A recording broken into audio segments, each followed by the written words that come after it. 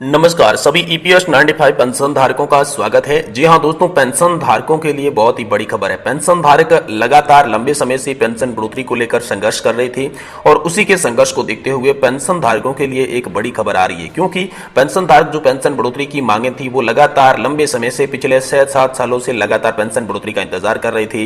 Pension को लेकर अलग अलग आवाजें उठा रही थी। तो दोस्तों, उसी आवाजों की बदौलत आज आप सभी के लिए एक बड़ी खबर सामने आई है। लगातार पेंशन धारकों को पहले भी आश्वासन मिलते रहते थे, तो इन्हीं आश्वासनों को लेकर आज एक बड़ी खबर पेंशन धारकों के लिए सामने निकल कर आ चुकी है। जी हां दोस्तों, पेंशन धारकों के लिए आप सभी जानते होंगे कि पहले बहुत सारी मांगे आपकी संसद में उठाई गई थी। अनेक एमपी एमएलए जो थे उन्होंने संसद में आप सभी के लिए मांगे उठाई, अलग अलग राज्यों की विधानसभा में आप सभी की पेंशन को लेकर मांगे उठाई।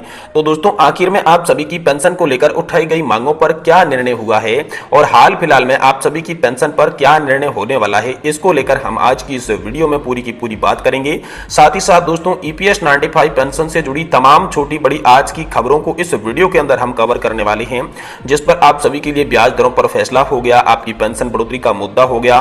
साथ ही साथ जो आपका डियरनेस अलाउंस है, मेडिकल भत्ता है, इसको लेकर भी यहां पर बड़ी खबरें आ चुकी है।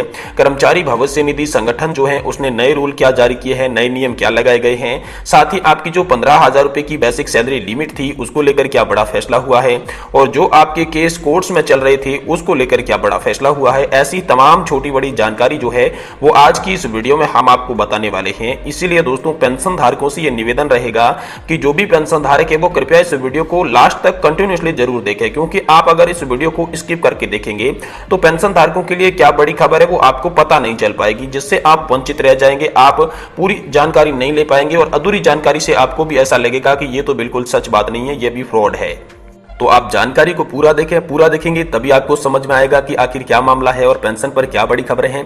तो चलिए, आपका बिना टाइम वेस्ट किए हम इस वीडियो को शुरू करते हैं। लेकिन अगर आप पेंशन धारक नहीं है तो अभी से आप इस वीडियो को छोड़कर चले जाएं। विशेष रूप से ये वीडियो पेंशन धारकों के लिए बनाया गया है, तो पेंशन धारक इस वीडियो को लास्ट तक देखें। इससे पहले अगर आप पेंशन धारक हमारे चैनल पर पहली बार विजिट कर रहे हैं, हमारे वीडियोज को पहली बार देख रहे हैं, तो आप हमारी वीडियोज को लाइक जरूर करें, साथ ही साथ इस चैनल को सब्सक्राइब जरूर कर लें, ताकि आने वाले समय में आपको पेंशन से जुड़ी हर अपडेट इस चैनल के माध्यम से देखने को मिल सके। यह चैनल दोस्तों आपको सही, सटीक और तथ्यों पर आधारित खबरें हमेशा दिखाता रहेगा। तो चलिए, आपको शुरू करते हैं आज की बड़ी खबरों को। तो दोस्तों, सबसे पहले पेंशन धारकों की पेंशन बढ़ोतरी का मुद्दा सामने आता है। तो पेंशन धारकों की पेंशन बढ़ोतरी का मुद्दा पहले संसद में बहुत गूंजा था। जब संसद का मानसून सत्र चल रहा था तो पेंशन धारकों की पेंशन बढ़ोतरी का मुद्दा चला था, क्योंकि जब संसद का मानसून सत्र एक तरफ चल रहा था तब यहां पर एनएससी के राष्ट्रीय कमांडर अशोक जी रावत की अध्यक्षता में दिल्ली के अंदर जंतर मंतर पर बड़ा आंदोलन किया जा रहा था। जंतर मंतर पर आंदोलन समाप्त होने के बाद यहां पर संसद के लिए मार्च निकाला गया, अलग अलग तरीके से धरना प्रदर्शन किए गए, रैलियां की गई। तो इन्हीं रैलियां और धरना प्रदर्शन के बदौलत यहां पर जो आपका मुद्दा था वो संसद के अंदर गया था और संसद में अनेक सांसदों ने आपके मुद्दे पर ध्यान दिया था, जिसको लेकर यहां पर सांसदों ने बहस भी की थी। लेकिन संसद के मानसून सत्र से आप सभी के लिए कोई भी बड़ा फैसला ईपीएस 95 पेंशन को लेकर नहीं निकल कर आया, आपकी पेंशन बढ़ोतरी को लेकर नहीं आया। फिर दोस्तों, अलग अलग राज्यों की विधानसभाओं में भी यह मुद्दा उठा, जिसमें पेंशन का मुद्दा था और विशेषकर विधानसभाओं में जो मुद्दा था उसमें ओपीएस शामिल थी। लेकिन केंद्र सरकार का कहना यह था कि एनपीएस के अंदर ज्यादा पेंशन देंगे, बल्कि ओपीएस के अंदर नहीं। तो यहां पर विधानसभाओं के अंदर भी अनेक नेताओं ने आपकी मांग उठाई थी, जिसमें सीपी जोशी जो कि बीजेपी के राजस्थान अध्यक्ष है, उन्होंने यहां पर मांग उठाई थी कि पेंशन बढ़ोतरी करके कम से कम 9,000 रुपए पेंशन प्लस डीए और साथ ही साथ में जो मुफ्त मेडिकल सुविधा, चिकित्सा सुविधा है वो पेंशन धारक और उनकी पत्नी को मिलनी चाहिए। ऐसी मांग सीपी जोशी के द्वारा यहां पर विधानसभा के अंदर उठाई गई, जिसको लेकर यहां पर लोकसभा तक यह बात गई थी। तो दोस्तों, आखिर उस मांगों पर निर्णय क्या हुआ? हाल फिलहाल में सीपी जोशी द्वारा कोई एक्शन नहीं लिया गया और देश के अलग अलग ऐसे नेता हैं जो कि लगातार मांग उठा रहे थे पेंशन धारकों को लेकर, और कुछ देश के केंद्रीय नेता भी हैं जो कि पेंशन धारकों के साथ कंधे से कंधा मिलाकर यह मांग कर रहे हैं कि पेंशन धारकों की मांगे जायज है, उनकी मांगे जल्द से जल्द पूरी की जानी चाहिए।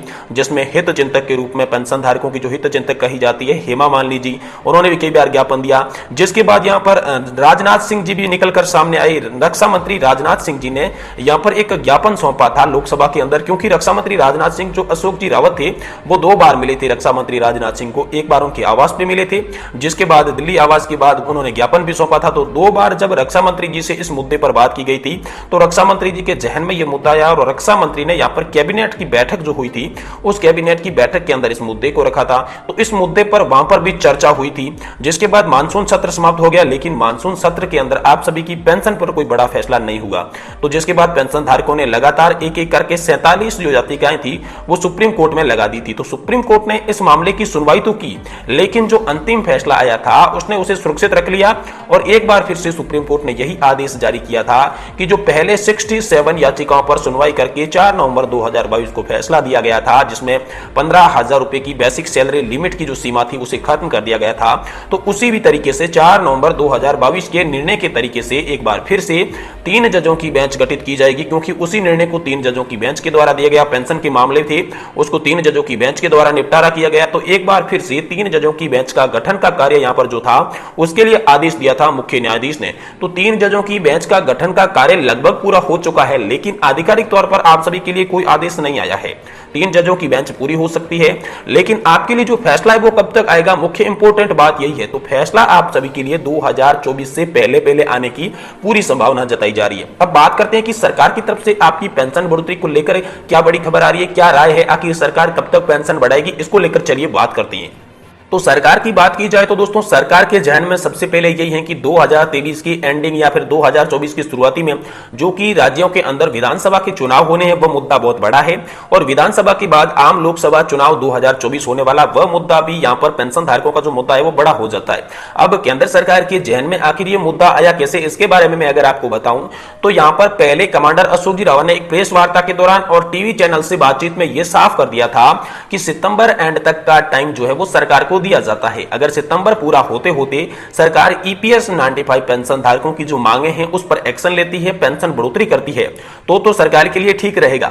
लेकिन अगर सरकार इनकी मांगों पर कोई ध्यान नहीं देती है तो सितंबर एंड होने के बाद कमांडर अशोक जी रावत ने एक बड़े ऐलान किया था कि एक देश के अंदर बड़ा ऐलान किया जाएगा, आंदोलन किया जाएगा, और इस आंदोलन की यह सीमा होगी कि इस बार हम आंदोलन को रोकने वाले नहीं है, करो या फिर मरो की थीम लेकर वह चलेंगे। अगर सरकार ने फिर भी अगर हमारी मांगे नहीं मानी तो 2024 का जो आम लोकसभा चुनाव है उस चुनाव के अंदर हम सरकार को उसकी असली औकात दिखाएंगे, सरकार को दिखाएंगे कि पेंशन धारकों के अंदर कितना यहां पर जोर है, कितना दमखम है। क्योंकि दोस्तों आप सभी लोग जानते हैं कि 75 लाख से भी अधिक पेंशन धारक है और करीब 1 करोड़ से भी अधिक कर्मचारी है। कर्मचारी भी आगे जाकर पेंशन धारक बनने वाले हैं, तो 1 करोड़ कर्मचारी और 75 लाख से भी अधिक यहां पर पेंशन धारक तकरीबन 2 करोड़ के आसपास हो जाते हैं।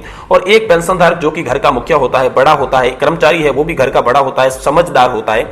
अगर वह कर्मचारी और पेंशन धारक एक एक घर को कंट्रोल करते हैं, जिसमें हम मान लेते हैं कि 5 वोट एक घर से निकलते हैं, तो दोस्तों यहां पर तकरीबन 10 करोड़ वोट हो जाते हैं। और 10 करोड़ वोट जो होते हैं वो दोस्तों देश की राजनीतिक व्यवस्था के अंदर जो सरकार बनती है उसमें बहुत ही बड़ा रोल अदा करते हैं। इसलिए यहां पर केंद्र सरकार के जहन में यह मुद्दा आया कि पेंशन धारकों की संख्या बड़ी है, पेंशन धारकों के पीछे चलने वालों की संख्या बड़ी है। अगर पेंशन धारकों का यह जो मुद्दा है यह सही रूप से लागू नहीं किया गया, पेंशन धारकों को साथ में उचित न्याय नहीं दिया गया, अगर पेंशन नहीं बढ़ाई गई तो आने वाला जो 2024 का चुनाव है इसमें बीजेपी सरकार को काफी सारी परेशानियां हो सकती है। तो इसको लेकर यहां पर जो है बीजेपी की रहते यात्राएं शुरू हो चुकी है। बीजेपी के अलग अलग नेता हैं जो कि अलग अलग राज्यों में ये कार्य कर रहे हैं, पेंशन धारकों की पेंशन बढ़ोतरी का समर्थन करते हुए नजर आ रहे हैं। कमांडर अशोक जी रावत ने पहले बताया था कि अब समर्थन के अंदर राजनेता आने लग गए, तो सही बात बताई थी उन्होंने, अब समर्थन के अंदर राजनेता आने लग गए हैं। संसद की मानसून सत्र में आपकी मांग उठी थी, सुप्रीम कोर्ट में आप सभी के लिए याचिकाएं दायर हो सकती है। तो दोस्तों 2024 शुरू होने से पहले या फिर 2024 का इलेक्शन आने से पहले आप सभी ईपीएस 95 पेंशन धारकों के लिए बहुत बड़े ऐलान हो सकते हैं। ऐसी अपडेट निकलकर सामने आ रही है। जैसे कोई दूसरी बड़ी अपडेट होगी, आप सभी के लिए कोई गुड न्यूज होगी, खुशखबरी होगी, हम इस चैनल के माध्यम से आपको तुरंत देने की कोशिश करेंगे। इसीलिए आप चैनल को सब्सक्राइब कर लें। और आज की वीडियो की जानकारी अगर आप लोगों को पसंद आई है तो दोस्तों आप इस वीडियो को एक लाइक जरूर करें और हमारी इस वीडियो को अपने दोस्तों के साथ शेयर जरूर करें, ताकि दोस्तों हमारा भी मोटिवेशन बना रहता है। वीडियो को देखने के लिए आपका बहुत बहुत धन्यवाद। Thank you. जय हिंद, वंदे।